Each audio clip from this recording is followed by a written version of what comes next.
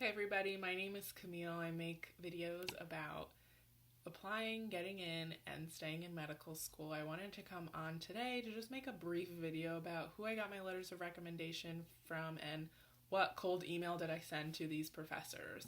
So first I sent a letter of recommendation request to my physics teacher, and this was my hardest recommendation to get. He was an older professor at my school, and since I did take 2 gap years, I wasn't even sure if he still was at the school. So I sent emails out to him, no response. And then I was like, okay, well, I did really well in his class, and it was one of my science classes that I took towards the end of my undergraduate career, and I wanted to show that although I didn't do so well in biology my first year of undergrad, I was able to, do well in lab as well as the general class of physics. And I really was looking forward to his recommendation. He knew that I was a French major at the time, and I was kind of considering applying to medical school, but only if I could get my grades up and prove to myself that, I was ready. So I couldn't get in touch with him. He never responded. So I sent an email to one of the department heads, and I was like, hey, I wanted to just double check to see if the professor was still at the school and working. And I finally got a response, and she was able to CC him in the email, and it brought my email to his radar, so he was able to respond. He was happy to write my recommendation. So sometimes it's who you know. It took me a long time to find this person, but if anything, I hope you can use what I went through to maybe help you find a teacher who's not responding. Next, I got my organic chemistry teacher. It's kind of interesting because I took organic chemistry through our other campus during the summer, and I know that a lot of people are like, don't take summer courses, but it just so happened to fit into my schedule, and that's how I wanted to do it. She ended up writing me a great recommendation. I sent her a list of activities and my resume of things that I've done that she could incorporate, not just talking about my grades. And if anything, I guess her letter of recommendation helped me because I was able to get in medical school. So I had also asked my fellowship leader to write me a letter of recommendation. She had seen me not just academically, but also use a bunch of my other skills that weren't so much required with taking a course and being in a fellowship. I had some experience previously doing institutional review board submissions and the whole logistical and business administrative side of doing research projects within a greater university system. So she was able to attest to some of my skills and the role that I did play during my fellowship. So that was a good letter of recommendation to ask for, because although a lot of these people, like I said before, in my science teacher saw you academically, what outside have you been able to do? And with this fellowship, I looked at food insecurity as well as community development and civic engagement.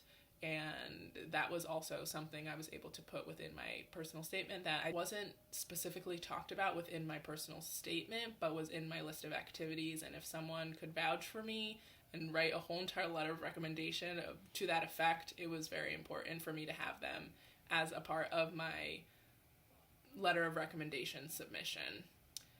And lastly, although I'm going to a DO school, I didn't have a DO write my letter of recommendation. I actually had an MD who was an OBGYN who started a transgender initiative at the local medical school write me a letter of recommendation. I had helped her with her own research in the OBGYN department, as well as with her initiative with the LGBTQ community.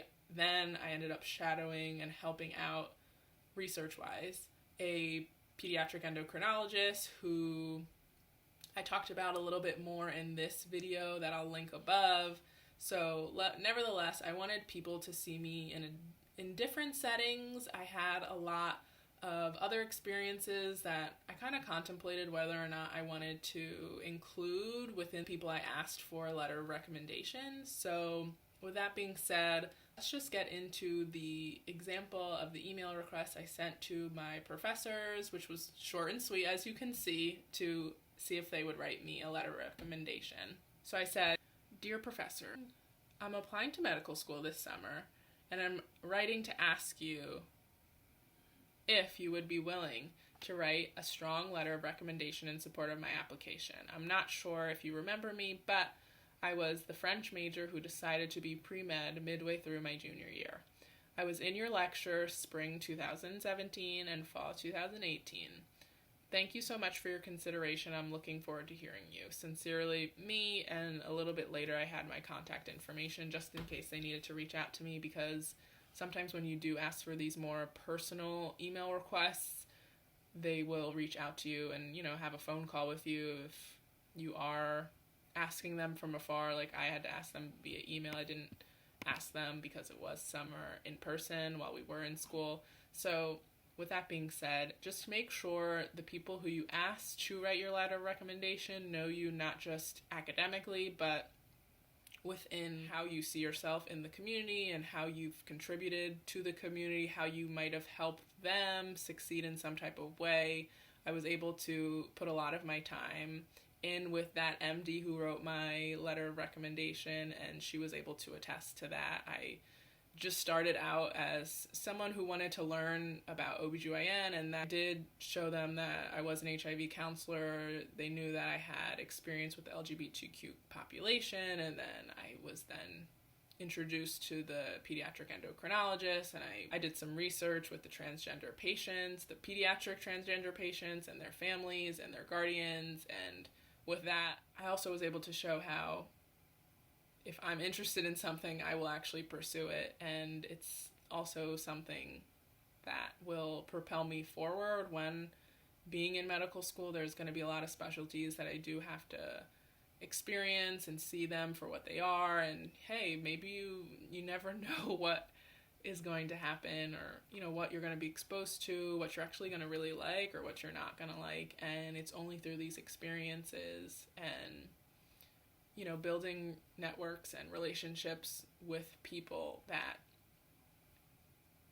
you get more opportunities. So with that being said, I hope this video helped you see how I went about getting my letters of recommendations, and I also have another video that I'll link above talking about some ways to find these different research opportunities in your community. So with that being said, I hope you enjoyed this video. Feel free to like it and subscribe to my channel for more videos about applying, getting in, and staying in medical school.